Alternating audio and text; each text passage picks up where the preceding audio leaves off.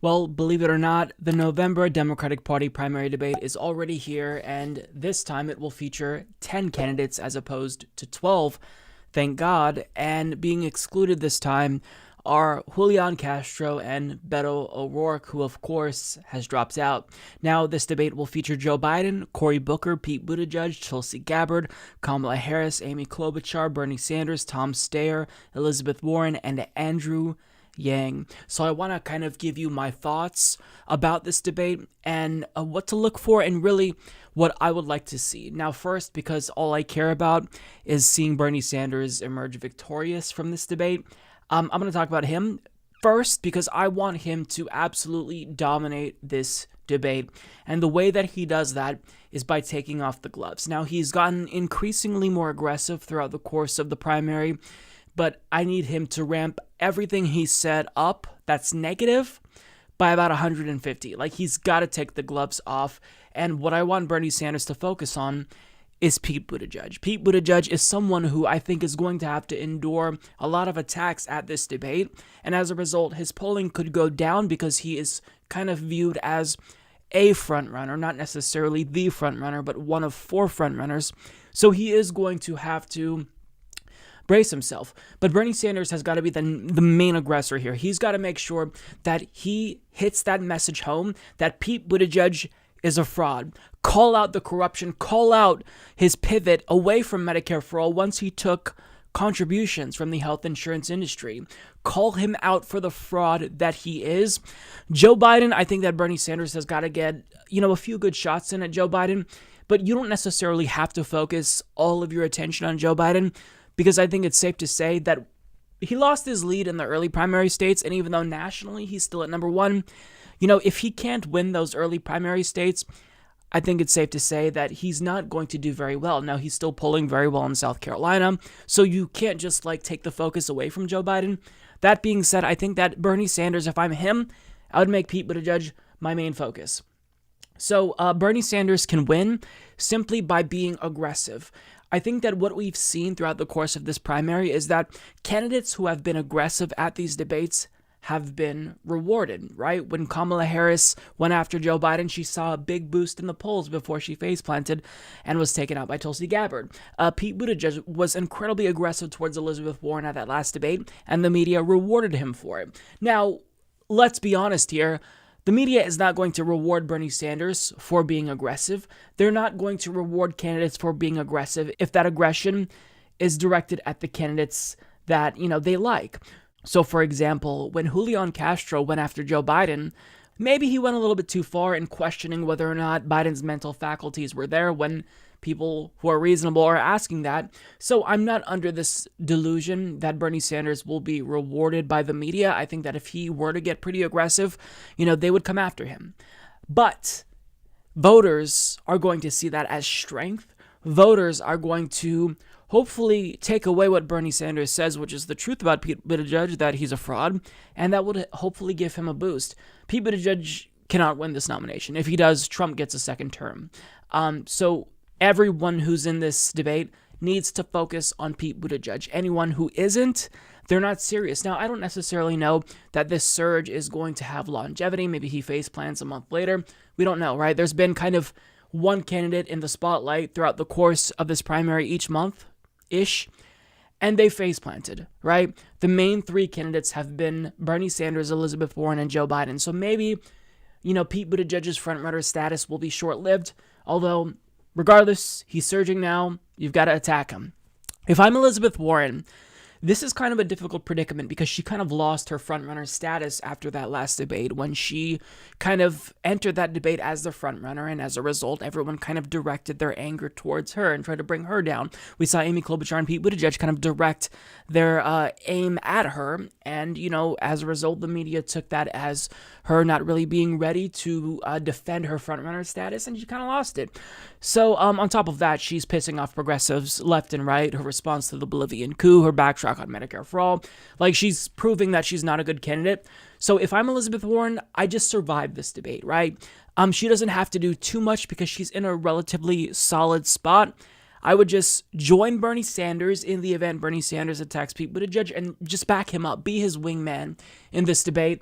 And I think that there's not much room for Elizabeth Warren to grow by attacking anyone because she's already, in a pretty solid position at the top in early primary states.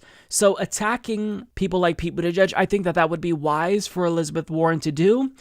Although I will say that she doesn't necessarily have to be as aggressive as Bernie Sanders because he needs to do more to, move up in polling. Now, when it comes to Joe Biden, he has to have a good performance.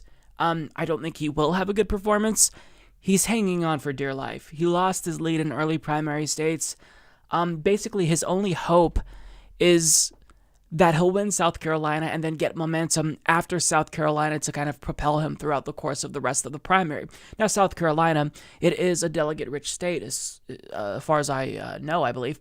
So, that's not necessarily a bad strategy, but he cannot slip any further. Otherwise, there's no point in him even staying in to Iowa. So he just has to survive, and I don't necessarily believe that he's going to be the target since he's no longer really viewed as the front runner. He may be polling at first nationally, but what really matters is your status in early primary states. He just has to survive, and if he really targets someone like Pete Buttigieg, which I don't think he will since that is an ideological ally to him, that could help him. If he's a little bit aggressive, that could help him. But I think that the most likely scenario is he's just going to fall asleep throughout the course of this debate. And, we'll kind of forget that he's there unless the media props him up and makes him, the center of attention, which I think that Pete Buttigieg will kind of be for this debate. So moving on, Tom Steyer is someone who really shouldn't participate. Again, I am against billionaires being able to buy their way into these debates, so he should not be taken seriously. I don't think he was last time, but that should be the same case now, and whenever he talks, he should be made fun of. People should really dismiss him, and he shouldn't be here. So I don't want him to win, and I don't really think he can win because he's a billionaire. So when he preaches, being anti-establishment, and when he speaks out against corruption, you're a billionaire.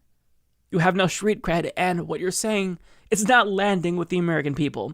Now, when it comes to Andrew Yang and Tulsi Gabbard, I'm going to lump these two in together because these are people who have large online followings, and basically what they need to do is one of two things, if not both. One, they need to each have at least one good moment, and they need this to secure a spot in the next debate, right? In hopes that maybe they can, have a spark that catches fire and they get a little bit of a boost like Pete Buttigieg or Kamala Harris got. But they need one moment, and it can't just be a solid moment. Like, they need to shine. It needs to be a moment that we're all talking about. On top of that, we're at a state in the race where people are going to start bowing out probably relatively soon. So they're polling lower. So they need to attach themselves to a bigger candidate, right? Someone who they may back in the event they lose. Someone they may endorse in the event they drop out. Whether that's Elizabeth Warren or Joe Biden. It seems like Andrew Yang is kind of gravitating towards Joe Biden. He should attach himself to Biden. Tulsi Gabbard, she's just all over the map ideologically speaking, so I don't know who she'd attach herself to. But attach themselves to a bigger candidate running for purposes of this debate. Like, I'm not saying endorse them at this debate. What I'm saying is, strategically speaking, if you kind of act as the wingman or wingwoman to another candidate, that can kind of give you a little bit of a boost if you kind of ride their coattails in order to at least get you to that next debate stage. That's really the goal, right? It's survival here. When it comes to Andrew Yang, I believe he's already qualified for the December debate, so he's not going to have as, big of a task here. But Tulsi Gabbard definitely needs to have at least one good moment. And she has performed fairly well at the debates before, excluding the last debate. But, I don't necessarily think that this is out of the question. She just needs to try to attack someone and hope that it lands. When it comes to Cory Booker, I think that he needs to probably do the same thing. Now, I say that about the anti-establishment candidates, but really my advice for the other, 1 to 5 percenters like Cory Booker and Kamala Harris is largely the same. They need to also start aligning with the bigger candidate, whether that is Elizabeth Warren, whether that is, Bernie Sanders, which I doubt, or Joe Biden. They've got to make sure that they kind of align with someone else because, look, their days are short-lived. they're not doing great, right? So they need to make sure that they, one, have at least one good moment, and two, they start really aligning with someone else at this debate to try to have a good moment, right? Everyone is trying to suck up as much air as they possibly can in the room at this debate, and that's no different for them. So basically, my advice for them is the same as the anti-establishment candidates like Tulsi Gabbard and Andrew Yang. The one difference is that I will say they are probably going to have a more difficult time because there's not very much momentum for Kamala Harris or Cory Booker. I think there's more momentum online and more enthusiasm for her than there is for Cory Booker. I mean, there's just no there for him. So she's going to have an easier time than him. But Cory Booker really is just, he's hanging on by a thread. And when it comes to Amy Klobuchar, last and least, I don't know what to really expect from her. The only way she's going to be able to win this debate is if the media and the hosts, the moderators, do what they did last time and basically just ask her 100 different questions and prop her up as if she's a legitimate contender. That's what they did for her and Buttigieg. And unfortunately for her, Buttigieg is the one who ended up getting the most out of that. But she is not going to do well unless the moderators prop her up. And she doesn't necessarily have to do very well. I can't imagine she has that much funds left. Although she did get a boost in fundraising after that last debate. However, I can't really see her sticking around for much longer. She's probably hoping that she's going to be the next centrist to surge after Biden, but I mean, Buttigieg kind of filled that spot, but in the event he goes down and Biden remains at the top, she's kind of hoping to get the boost. I don't know what to expect from her because she's incredibly boring and milquetoast.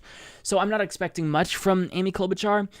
With that being said, of course she needs to have a good performance, but I don't necessarily think that will happen unless it is because she is propped up by the moderators. So with that being said, what I really, really, really want to see more so than anything is Bernie Sanders be aggressive. Now, I'll take anything. I'll take what I can get. He needs a performance that is so good that you really can't deny that he won that debate. And I think that his debate performances up until this point have been absolutely stellar. The problem is, he's not really doing much for himself. He's not moving the needle in terms of polling. Now, yes, he has 4 million individual donations. He has more than 1 million people on the ground fighting for him. But in that national spotlight, you've got to demonstrate to people that you are a leader who is strong, who's assertive, who is capable of taking on Donald Trump. We all know that Bernie Sanders has it in him, but he needs to just get this, idea out of his head that you can't be negative and that negativity is bad.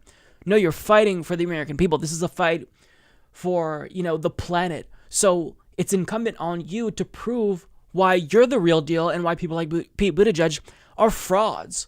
Why his ideological position is non-existent and he's influenced by the money he's taking. Like, Bernie's got to take the gloves off. That's all I can say. I've been saying this after every single debate, and if he doesn't start doing that, then I don't think he's going to improve in the polls. So he has to call them out. I have no doubt in my mind that whenever he talks, he's going to make excellent points. But for the love of God, Bernie, take the fucking gloves off and hit them hard. That's the only way you're going to really show to people that you're serious here, because you're going to this debate with a lot of loyal supporters who aren't going to abandon you. So we have to broaden, though, that core appeal, and you do this by being assertive and aggressive, and by also really making the case about electability and driving home the point that an establishment Democrat will lose to Donald Trump as Hillary Clinton did. Bernie Sanders needs to explain how he's the only progressive on the stage who will excite the base. He's got to do this. He has to win this debate. He's not going to be out of it. I don't want to imply that that's the case, but we need a good performance because we need a surge from Bernie Sanders. He got a little bit of a surge, but now we need to propel him into first place because we're coming down to the nitty-gritty. The Iowa caucus is in February, so he's got a lot of ground to make up if he wants to win. And you do that by having really solid performances at these debates. And you've got to take the gloves off in order to win because playing nice isn't going to work in 2019. Donald Trump is president. So you've got to be aggressive. You've got to be assertive. And you've got to call people out like Pete Buttigieg for the frauds that they are. So that's kind of what I am expecting. That's what I think we should look out for. And yeah, either way, this is going to be pretty exciting for the first half, and then that last hour is going to be incredibly draining, and we're all going to hope that it's over. So, yeah, I don't have anything else to say. We'll just watch, and then I'll follow this up with my debate analysis and debate breakdown shortly after it airs.